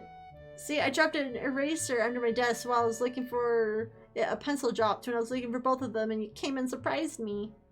Are you alright? I'm sorry I couldn't know. It's okay. Sorry for making you worry. This is nothing, and I've had much worse happen to me. She quickly to refer to Lily's apologies, almost frighteningly trying to push aside the possibility that she could be inconvenienced by bashing her head on the counter. Yes, worse things have happened. Hee hee hee. The girl fidgets with her fingers as Lily doesn't seem to drop her concerned expression. Then she shuffles some papers around and counter for no reason. A little shorter than Lee, replete with glasses, freckles, and a very troubled look. She seems fit a library perfectly. Librarian? Not library. Lily, did you get my message? Message? Oh, the 2 important books that arrived? Right, they finally came. I can't believe it took so long, but amidst her celebrations, partially for managing to freeze the topic, I'm sure she notices me from the corner of her eye and freezes on the spot when she does. Oh no, I'm sorry for not noticing you before. Did you check out a book or return one? I'm sorry. The way she quickly shifts between moves is a little unsettling. He's with me, Yuko. This is Hisao. A new student. Hisao, this is Yuko, the school librarian. Pleased to meet you. Hisao. Right, Hisao. Pleased to meet you too, Hisao. For a second, she vividly attempts to engrave the name in her mind so she won't forget. Yuko often arranges and imports foreign books in Braille for me. Would you like to tell Hisao a little something about the library? Lily's innocent suggestion is met with an expression of abject terror. Please, Lily, I can't. I don't know what he would be interested in. This is too much responsibility. How's it any responsibility at all? I don't get it. But her rejection is so sincere. I don't doubt for a second she'd rather disembowel herself on the spot than tell me where the light novels are. But, so there are law books in Braille here? I attempt to save the day asking the first thing that pops in my head. It seems to work, at least partially, as Yuko seems to. Not exactly relax, but at least look slightly less intense. Well, I think the 3rd and 4th of Yamaku's libraries in either Braille or audio. Oh, that's pretty cool. Makes sense, given all the blind students that would be here. It's only that, how come this library is so big in the first place? Oh, well, we get a lot of new books regularly because the library is adequately endowed. That's probably why. They spend more on new books than my salary, and then I have to organize and shelve all of them. Is this so troublesome that they weigh so much? I wish I could quit this job. Very awkward silence of this revelation of too much information. I need more water.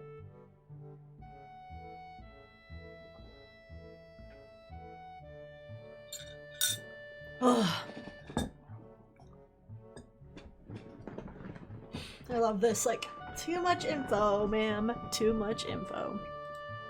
I'll go check the ads then, if you don't mind. It's probably the best for all of us if she doesn't keep talking to me. Very well. Meanwhile, Yuko and I will have those books if that's alright with you. My first impression was right. The library is surprisingly big. I went down the narrow aisles. I studied the spines of the books in random order, occasionally sliding one out to read the blurb, taking it with me if it looks good. Fat piece of shit. Wait, who? You? You're not. Well, I just inhaled 2. Oh, wait, see. I inhaled 2 burgers and fries. Fat piece. You know I would do that, right? I would be a fat piece of shit with you.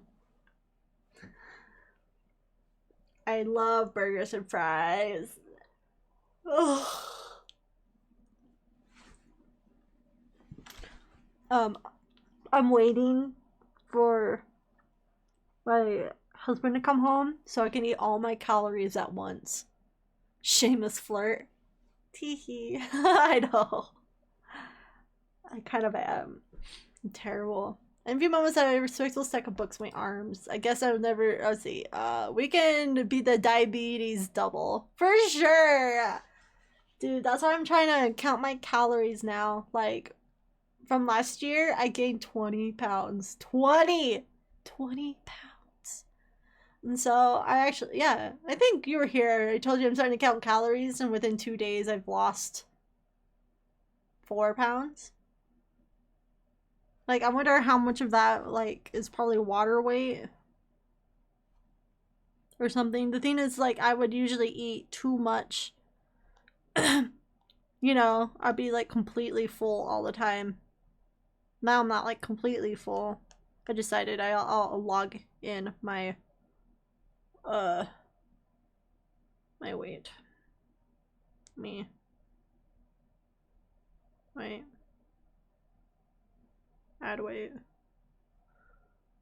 150.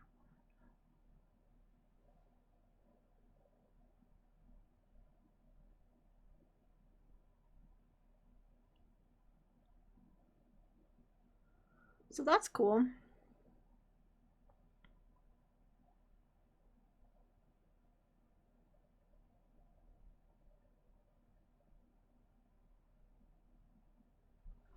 just to like count calories because I'm like bad with just eating salads and stuff, you know.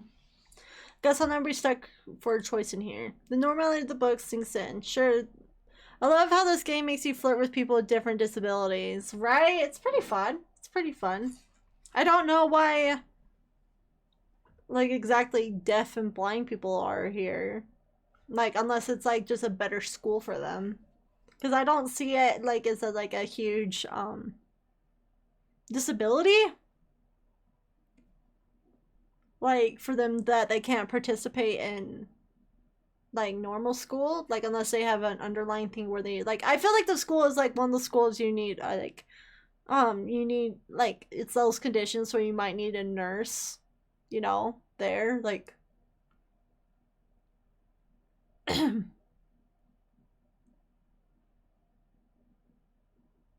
yeah, you just need a nurse there. Like you're so disability that you need care. Where I feel like blind and deaf people, like, unless there's another thing they have, like, they don't need all around care. I mean, they're still disabled, but not like need to transfer into a special school disabled. Um, but it's pretty cool. But I mean, they could just have better, like, well, you can tell this is better facilities, so I don't know. I don't count calories. I try to eat a bit healthier and do more. Walking to the store instead of driving. Go a little further in the morning, walking the dog. Dude, I tried that, but then I ate so much that, like, doing the little bit extra wasn't doing anything. Because I don't move around much. I think it would be nice to have a school that has Braille stuff. That's true. That's true. A lot of schools don't have Braille. They usually have audiobooks, but not this much, so that'd be good. And can teach sign language. Like the schools I went to growing up did. At least for deaf people. Like, they would teach sign language and stuff. I guess it was probably, I guess they could go to a special school. But I didn't know very many blind people. Maybe just like one. I mean, growing up, like as a kid, I know a lot more adults that are blind than I did like growing up with them. And then yeah, they had audiobooks. I'm not sure what they did for textbooks because they was always younger than me. But the deaf kids around me, like, they went to school like normal kids. Like, they would probably have an interpreter. Like, they would have they would have an interpreter in class. And sometimes someone to help take notes. But I guess, yeah, I can see the... I mean, wouldn't it be good to have a deaf class too? Like with that one chick? I mean, if they have a blind class, they should have a deaf class so the teacher can do it in sign. Don't know. Yeah, this is a private school. That's what I was thinking. Like, you know, like you said, it has better facilities. You know, maybe you don't feel different or left out in a way. Like, since everyone has a disability, like, if they feel uncomfortable with other... Like, because some kids can be fucking mean. Like, fucking mean. I think they said there was normal people there, too.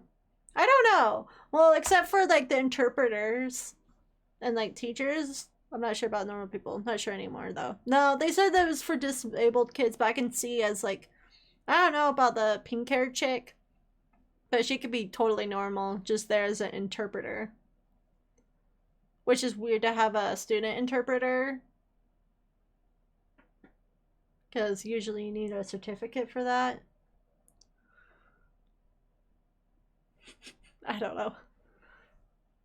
But yeah, it's a private school. So yeah, like if you felt left out or even bullied, because yeah, kids are fucking mean. Like if you're like even deaf, like, oh, what was it?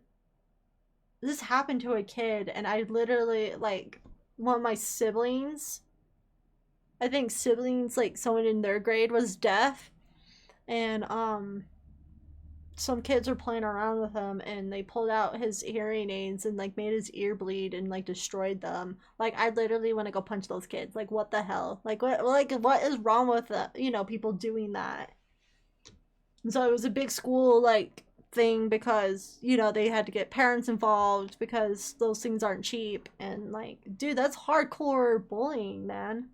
Like, that's so rude and mean. Like, yeah, I would just want to punch those kids if I was there. But I could see like people doing that, like going to a private school where other people are like them. I have child diabetes. The other children were really mean already.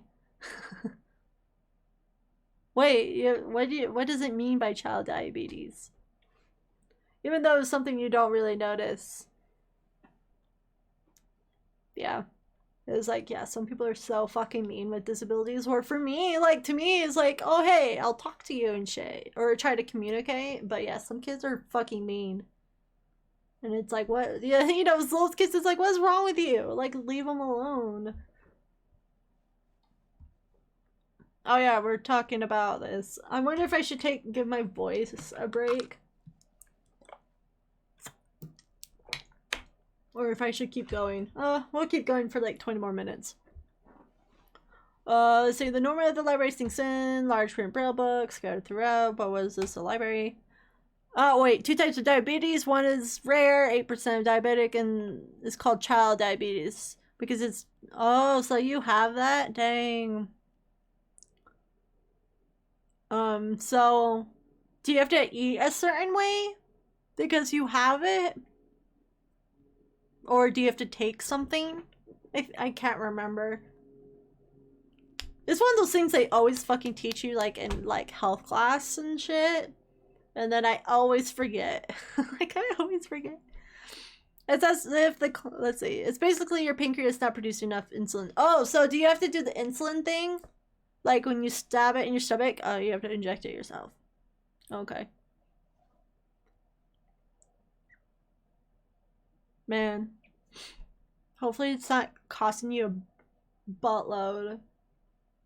What was it? Like, I think a lot of states now are trying to do it so it's not like $3 million. Well, it's not that much, like, but like a shit ton. I can't remember. I was in biology and we were talking about this, and there was a kid that had that. Type 2 is more common when you have resistance, like you're too weighty. Yeah. Yeah. Yeah, I met a kid, like he was in our class, like my biology class in college, and he was just in the back of the room. I can't remember where we're talking about this. I think we're just talking about disabilities like that.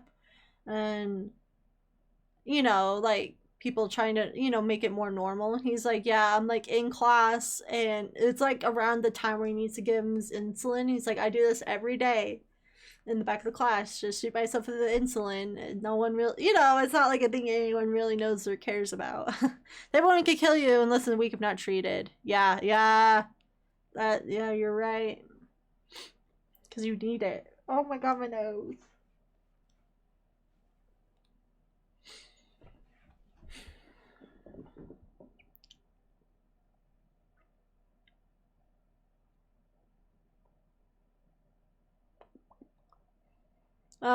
Call me from, let's see, it says call me from the room I teamed with Lily and snuck here in with us, unless it was here to begin with. Something about that puts me at ease, just like before. I reach the end of the aisle and find a collection of desks set up in the study or personal reading. Going a little further, I discover it's a nice quiet corner at the back. Where resting of the library has the odd students, well, at the rest of the library has the odd students sitting at desks either reading or stealthily sleeping. The back is pretty much deserted. I glance around and I see someone I recognize sitting on one of those several beanbags. It's a dark-haired girl from my class, the one who snuck out the classroom earlier. Oh my god, it's her! She's reading a book, keeping it close to her face, which makes her look like she's really into it. From the way she's acting today, I had her pegged more as a delinquent than a bookworm. In fact, her mysterious disappearance from class raises all sorts of why in my head. Intrigue floats slowly, surely towards the surface. Before I know it, I'm walking towards the mysterious long-haired girl. Finally! Finally, we're talking to a mysterious girl.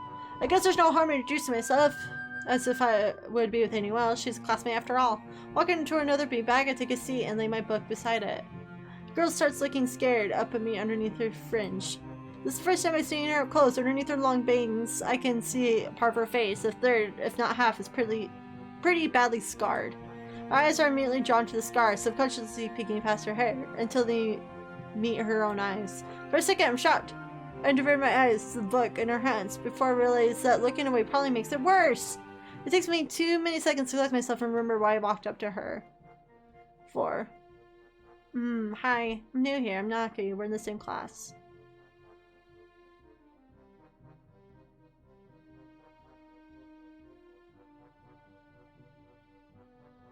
Oh, sorry. Didn't mean to startle you. It's okay. The girl certainly doesn't look like it's okay, but I let it slide. So, do you mind if I sit here? She seems to be very uncertain whether it's okay for me to not sit, but finally nods just a little. Oh, okay. I take a seat next to her and she hides herself behind her book. Life of Pi, never heard of it. So, sorry for startling you. I'm Hisao. She looks up from her book, stalling a little before replying. I know. We are in the same class. Her speech is stilted, so quiet that it's barely audible, even in the still library. Somehow I still think my delinquent impression of her was wrong. Hanako. I'm Hanako. I wish I could just say that's a nice name, I have something to say, but really it's the only thing I can think of. I feel like an idiot. Everyone here must be used to being different to each other, and here I'm being bothered and fussed about that kind of thing. Don't let me interrupt your reading. I'll check these books if you don't mind. She nods a little and sighs a little sigh of relief. So I try to read the covers and introductions book. I pick up and she buries her face in her book. Comfortable silence consumes us. My eyes still wander in her direction. A sneak peek of her flowing hair and the scars it's hiding. After a while I realize that she's doing the same, and I pretend to be immersed in the life of Pi. Her gaze is not inquisitive at all, though. It darts around like a scared rabbit. Hanako was who I went for my first playthrough. Should I go after her? Because I was thinking about doing it too, because how they make her the mysterious girl, you know? Of course you want to go after her. You know? When our gazes finally meet, the chin reaction is unstoppable. She stands up forcefully from being beanbagged, takes a deep breath. I gotta go do something. Without warning, Hanako takes off and runs towards the counter. Her hair-like takeoff catches me off guard, and I don't manage to go after her until she has a good head start. By the time I reach the counter, she's nowhere to be seen. I had the same thoughts back then. Hey, it's the same. It's like, what? The creators are doing something, right? The creators are doing something. Making mysterious girl, you know? Lily and Yuko are happily chatting away. Knowing that I won't be able to catch Hanako myself, I approach the girls. Hey, do you see a noticeable girl run past here? Maybe. What does she look like? Long dark hair, kind of shy. She has some scars on her face. You wouldn't be talking about Hanako, would you? Yeah, that's her. I saw her reading and tried to talk to her. I think I scared her off or something. Oh dear. Yuko, will you excuse me? I better try to find her. Sure, I'll just hold on to these until you come back. What's going on? I'm sorry, but I'll have to explain it to you some other time. Right, I'll see you later then. Lily hastily grabs her cane and hurries out of the library, leaving me alone with Yuko. I don't think I can ever get the hang of this place. Did I do something wrong? What do you do? Nothing, I was just looking for some books and she got this fit and ran off. Most offending thing, I think I might have looked at her general direction a few times. Well, she's a very timid girl. You have to be very careful around her. She can be very jumpy. I think she's not accustomed to talking with other people. Isn't that a bit strange? I wonder, it's just how she is, I think. Yuko doesn't sound all that convincing. Then again, maybe it's just the norm around here. Everyone has their own problems or else they wouldn't be here. But how should I deal with these people, forcing myself to act overly casual only to make them feel phony? Like, how am I supposed to be ignoring the elephant in the room? Yuko fidgets, looking at like she wants to say something to that, but resist it. I think it's an elephant only if you feel that way. I guess she doesn't have a good sense of self-restraint. It makes me smile, and she blushes heavily. What? Did I sound stupid? No, it sounded really wise. I guess you're right. It's more about me than anyone else. Neither of us have anything to add, so Yuko fills in silence by shuffling some papers around. People with papers on their desk really like doing that. Did you find any books? I should be closing soon. I mean, the library should be closing. But I have to do it. I hope it's not too inconvenient for you. Oh yeah, I want some books. I left them over there because I'll just get them. I fetched my stack of books, and besides the beanbag where Hanako and I are sitting, and returned the counter. Wow, you read a lot, don't you? I'm surprised myself that too, honestly at least, when I think about it. I had a lot of free time earlier this year. I think of starting reading books to fill that time. I couldn't do much else. I see. But she doesn't say anything else. She just checks out my books for me. I guess that's what they call tact. Holding library books in one arm, I trawl? I've never heard of this word before. My pocket for the keys for the door. A sudden sound from behind startles me and nearly drops my books. I'm carrying the key, almost managed to get in the lock. Who is it? I turn around and see who talked to me. It's Kenji. He seems to be in friendly mood, although the light glinting of his glasses in the dark gives him a sinister look. It's just me. It makes him pause and lick his lips nervously. Who is me? I don't even know anyone called me. Are you some new guy again? His voice suddenly strained and quick. Yes, we met before yesterday. I don't think so. I would remember someone I only met yesterday. When was that? What day is today? I tried to ignore him. Is he joking or what? Proof that we met before. You live across the hall. You're Kenji. Oh my god, this is scary. Kenji backside, his eyes filled with uncomprehending fear.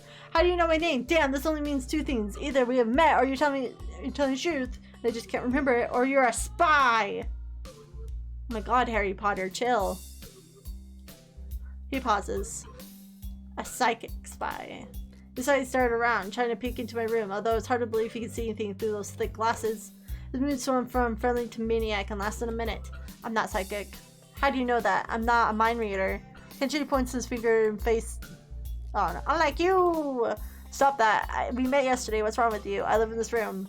Lies. I think you can pass as Hisado because I'm legally blind and you're sorely mistaken. There's an ending with you getting no one and just drinking with him, by the way. There is an ending with him? Oh, there's an ending with you getting no one and just drinking with him. Oh, that's so funny, for reals. But you need to fail really hard to get it. Oh my god, that's so funny. I've never heard of that. Legally, and you're sorely mistaken. You don't even look like him. I mean, your resemblance is real slim. Maybe at distance. But who do you think you're kidding? I want to grab him by the shoulders and shake him, exasperated, and rub my eyes and let out a heavy sigh. Stay there. Kenji comes closer, one careful step at a time. I stay still. At least he assaulted me physically. Although, I doubt he could do much damage than you did. Oh wait, I see now. Damn, it really is you. Sign again, then once again, for good measure. I step backwards just in case. What's up, man? You don't look too good, I think. Something wrong? I don't know. Just had something stupid happen to me. A few stupid things, actually. Even if you discount this one.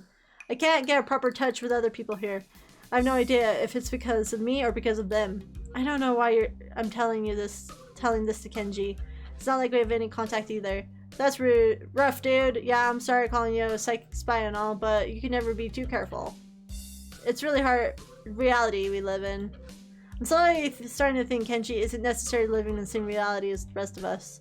You see, this is how it is, this world. There's no justice, you see? Even when I lose, I win. Because I don't lose the lesson. What does that even mean? I know, reality. For reals. It doesn't matter. He dismisses flatly in the wave of his hand. So what happened? Why the long face? Do you have a long face? It's nothing. I just scared some girl off accidentally. Literally, too. She ran away from me. Was my fault, really? I'm not really used to all this yet. A girl? A cute one? Cute? That's a hard question. She had a nice body and beautiful hair, but the face. I guess it could go either way. This, huh? She's cute. Yeah, cute, I guess. I knew it! There's a lot of cute girls here. Strangely disproportionate amount. I believe this one of the dark secrets of the school. I tried to warn you, man, but did you listen? I don't remember any such warning. Dark secrets. Yeah, dark secrets, extremely dark, like a black hole. Have you noticed the number of girls in the school is slightly, but significantly higher than the number of boys? It's like 60-40. I turn his head to the left and he stares off in the distance at nothing. Why is it like this? I mean, to untrained eye, it doesn't appear that to be bad, but that's a full 20%. One would think the school with such a huge pool of women would be a man's dream, but no. What I'm about to tell you could blow your mind. Are you ready? Shit, are we ready? I don't know where this is going, but I think I won't be missing much by cutting out now. No, I'm not ready. I only get as far as turning the doorknob before Kenji starts talking again, showing he really doesn't care if my mind is to be blown or not. I believe school is a battleground, a site for feminist infiltration. This disparity in the numbers of men to women is a clear sign of how far they have come. In this case, as the Cold War turns hot, they have supported in numbers. Excuse me. Just another skirmish in the eternal war against the forces of feminists. They're everywhere in Japan. Women outnumber men. It's not 60-40 split, but it's only a matter of time, man.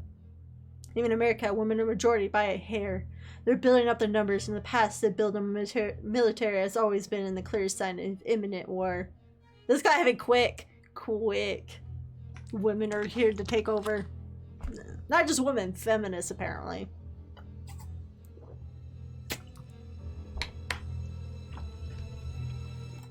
Japan is just the first step. Our economy is badass and the country itself is small and isolated. Yeah, a huge part of the Pacific in terms of political value.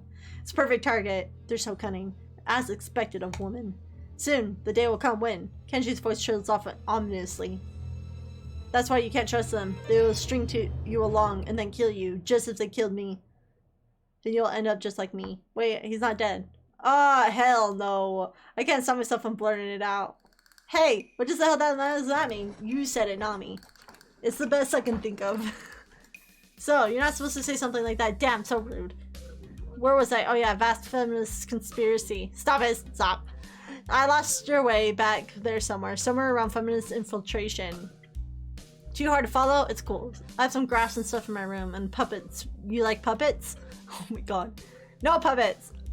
We do not want the puppet pals, Harry. We do not want the puppet pals!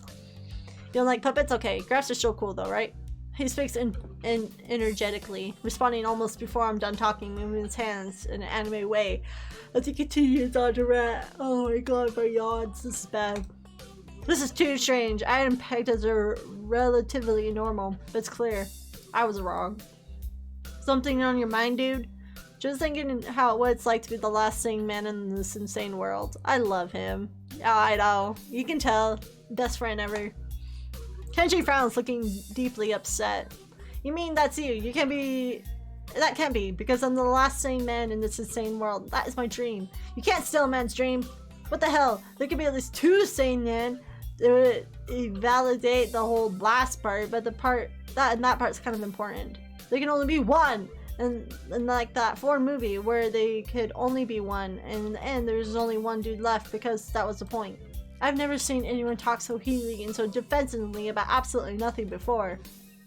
Anyway, if you wait here, I can get my graphs. I also have a list of other dark, complex conspiracy the school holds as tangled as. Quick, finish my analogy for me. Be a pal. I'm going to bed now. It's extremely late. That doesn't sound like an analogy, but whatever. I like you. You seem like a cool dude. Most people don't understand what I'm talking about when I try to explain the vast feminist conspiracy to them. Denial is a terrible thing. Later.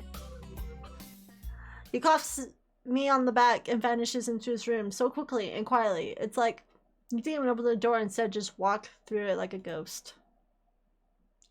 I don't know if I can fully digest what happened. I give up and just go to my room, kicking off my shoes before falling face first into bed. It takes some time to relax and I get up so I can get started on the homework. It's because the sheets are